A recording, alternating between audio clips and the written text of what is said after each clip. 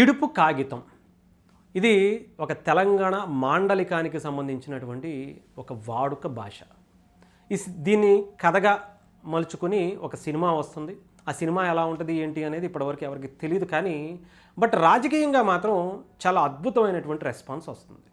రాజకీయ పార్టీలు దీన్ని చాలా బలంగా ఉపయోగించుకుంటున్నాయి. సినిమాకు ఒక బ్రాండ్ ప్రమోషన్ చేస్తున్నాయి. సినిమా బాధ్యతలు, సినిమా ప్రచార బాధ్యతలు అంతా కూడా కంప్లీట్గా టీఆర్ఎస్ పార్టీ, తెలంగాణ రక్షణ సేనగా ఉన్నటువంటి టీఆర్ఎస్ పార్టీ అధ్యక్షురాలు కల్వకుంట్ల కవిత గారికి అప్పచెప్పారేమో అనిపిస్తుంది. ఎక్కడో సినిమా వాళ్ళ నుంచి మీరు తిడతారు.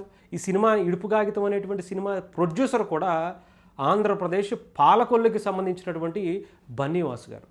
దీంట్లో హీరోగా నటిస్తున్నటువంటి మన ఎవరో ప్రియదర్శి గారు కూడా ఆయన తెలంగాణ అయినప్పటికీ వాళ్ళ నాన్నగారు వాళ్ళ అమ్మగారు ఒకళ్ళు ఆంధ్రాకి సంబంధించినటువంటి ఒక వ్యక్తిగా చూడాలి. రెండు మూలాలు ఉన్నటువంటి ఒక వ్యక్తి తీస్తున్నటువంటి సినిమా ఇది. ఒక తెలుగు భాష రెండు వైపులా కూడా సమాంతరంగా ఉండాలి. భాషల గురించి నేను ఎందుకు చెప్పానంటే ఎక్కడ ఎలా అయినా ఉండొచ్చు, కానీ తెలుగు అనేటువంటి పదం మాత్రం ఒకటే. దాన్ని గుర్తుపెట్టుకోండి. ఇక్కడ మన జోలికి ఎవడన్నా వస్తే ఎదటివాడి తాట తీసేయాలి. మన సంస్కృతి జోలికి, మన భాష జోలికి, మన యాస జోలికి వస్తే తాట తీసి కూర్చోబెట్టాలి. కానీ మనమే ఇలా కులాల మధ్య, మతాల మధ్య, ముఖ్యంగా భాషల యాసల మధ్య కూడా కుట్రలు చేయటం అనేది కరెక్ట్ కాదు. అది తెలుసుకుంటే మంచిది.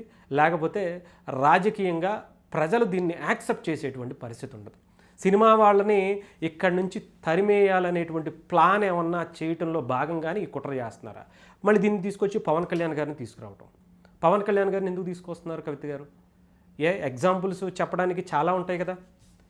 మీ గురించి ఇప్పుడు సోషల్ మీడియాలో మొత్తం ఒక రేంజ్లో తగులుకుంది జనసేన పార్టీకి సంబంధించి క్యాడర్ అంతా కూడా. దానికి ఎగ్జాంపుల్కు బెయిల్ అని చెప్పి తీసుకోండి, లేదంటే లిక్కర్ స్కామ్కి సంబంధించి మాట్లాడండి, లేదంటే కుటుంబంతో మీరు ఇడుపు కాగితం తీసుకున్నటువంటి దాని గురించి మాట్లాడండి, బీఆర్ఎస్ పార్టీతో ఇడుపు కాగితం తీసుకుని బయటకు వచ్చినటువంటి దాని గురించి మాట్లాడండి అనేటువంటి భావనలో మాట్లాడుతున్నారు. అంటే ఇడుపు కాగితం అంటే ఒక పవన్ కళ్యాణ్ గారు విడాకులు తీసుకున్నారు కదా అని దాని మీదే ముడిపెట్టడం, దాని గురించి స్పందించడం అంటే ఎంత నీచానికి దిగజారుతున్నారు. వాళ్ళ ఇంట్లో ఫ్యామిలీ ఇష్యూస్ గురించి కూడా మాట్లాడుతున్నారంటే మనకు రాజకీయం చేయడం చేత కావట్లా, మనకు రాజకీయం చేయటం అసలు అవ్వట్లేదు, ఎవడో దేకట్లేదు, ఎవడో పట్టించుకోవట్లేదు అనుకున్నప్పుడే పర్సనల్ అటాక్స్కి వస్తాయి. మనం సమస్యలు ఉన్నాయి, దాని మీద కొట్టి నిలబడి మీరు పోరాడండి. ఇంట్లో విషయాలకు వస్తే మీ ఇంట్లో విషయాలకు వాళ్ళు రారా? వాళ్ళ ఇంట్లోకి మీరు చొరబడి వెళ్తామని చెప్తే అదే మాటలతో మీ ఇంటికి రారా వాళ్ళు? అలాంటి పద్ధతులు వద్దు. రాజకీయంగా మీరు ఎదగాలి అనుకుంటే ముందు భాష ముఖ్యం.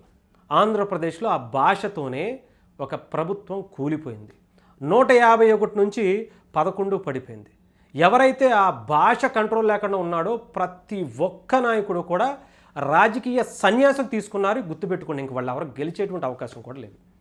ఇక్కడ తెలంగాణలో కూడా ఇదే భాషతో, అహంకారంతో మీ కుటుంబం ఎలా అయితే రెచ్చిపోయిందో అదే పద్ధతితో ఇక్కడ తెలంగాణ ప్రజలు కూడా మిమ్మల్ని ఇంట్లో కూర్చోబెట్టారు. ఈ అహంకారం తగ్గిన తర్వాత కానీ మీకు అధికారం రాకూడదు అనేటువంటి భావనలో తెలంగాణ ప్రజలు ఉన్నారు. దాన్ని గుర్తుపెట్టుకుంటే కొంచెం మంచిది. ఇంకా ఇదే అహంకారంతో, అహంకారపూరితమైనటువంటి మాటలతో మీరు ప్రాంతాల మధ్య లేదంటే తెలంగాణ బ్రాండ్ని చెడిపేయాలనేటువంటి ప్లాన్ చేస్తే మాత్రం హైదరాబాద్ బ్రాండ్ని డెఫినెట్గా తెలంగాణ ప్రజలు యాక్సెప్ట్ చేయరు. ప్రజల కష్టాల్లో మీరు ఉండరు. మీరు ఒక ట్రెండింగ్ టాపిక్స్ మీదే ఉంటారు తప్ప ప్రజల కష్టాల మీద మీరు పోరాడరు అనేటువంటి ఒక క్లారిటీ అయితే వాళ్ళకి వచ్చేస్తుంది. గుర్తుపెట్టుకోండి.